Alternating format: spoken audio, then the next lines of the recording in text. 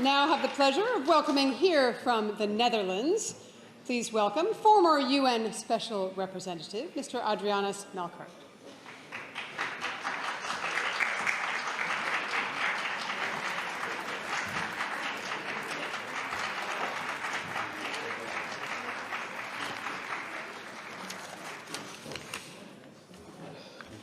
Madame Rajavi, dear friends from Ashraf, dear colleagues, let me first of all commend you for persevering in forcefully advocating the cause of justice and democracy in Iran and bringing together once more this broad global coalition in support of the numerous calls by the United Nations to stop the gross violations of human rights that continue to this day and to hold the perpetrators accountable. The recent Secretary General's report on the human rights situation in Iran, presented at the 56th session of the UN Human Rights Council, underscores the severe restrictions on human rights defenders, journalists and artists, as well as institutionalized gender discrimination against women and girls. It also draws attention to the alarming rise in executions, with at least 834 people executed in 2023, marking a 43% increase from the previous year. When will this stop?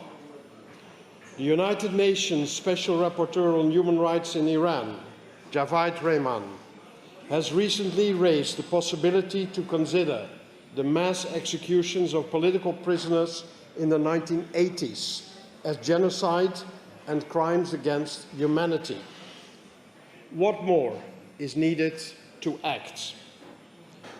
The UN Independent International Fact-Finding Mission on Iran concluded earlier this year that, I quote, pervasive and deep-rooted structural and institutionalized discrimination against women and girls permeating all areas of their public and private lives was both a trigger and an enabler of the widespread serious human rights violations and crimes under international law committed against women and girls in the Islamic Republic of Iran, as well as others advocating for equality and human rights in the context of the Women, Life, Freedom movement. End of quote. It calls on the UN member states to, I quote, explore avenues for international and domestic accountability outside the country. End of quote.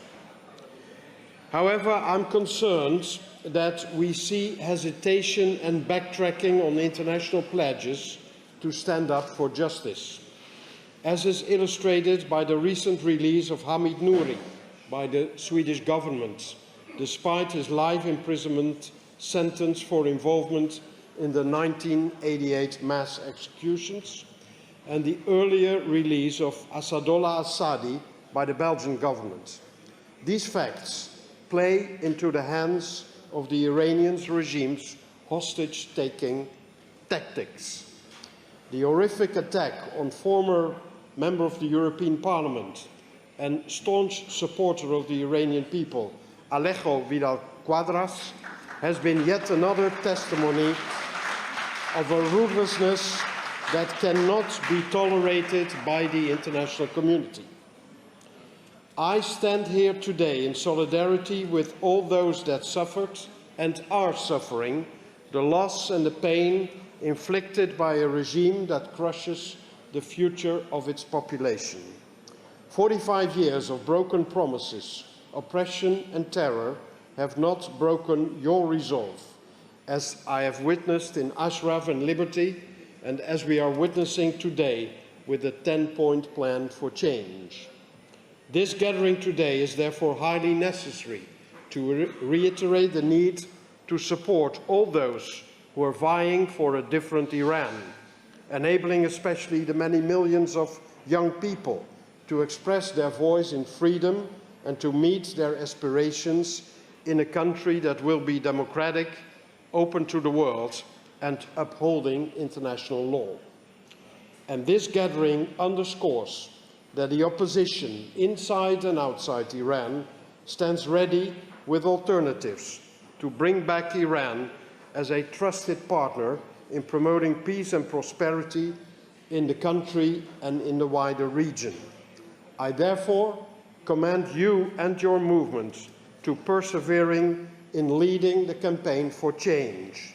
Change that is long overdue, change that is at hand. Thank you.